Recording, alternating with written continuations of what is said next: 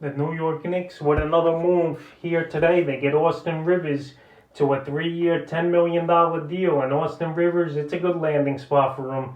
The Knicks needed a guard. They needed a guy who could score, create his own shot, and catch and shoot from three. So Austin Rivers, it's a good fantasy landing spot, in my opinion. Rivers last year, he was decent on the Rockets, but with the usage that James Harden obviously, and Russell Westbrook had. Rivers, he wasn't going to touch the ball much, even coming off the bench as a six-man for most of the year. But Rivers, it's a good landing spot, like I said.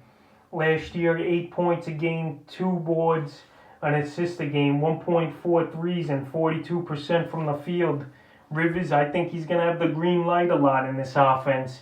He'll probably come off the bench unless he beats out Frank Nicolino or Dennis Smith Jr.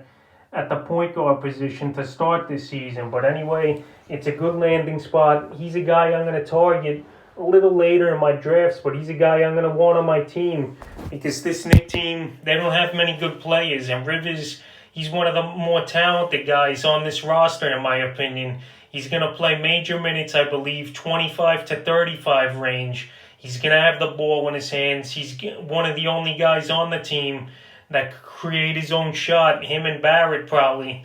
So Rivers, I like the spot a lot for his fantasy value.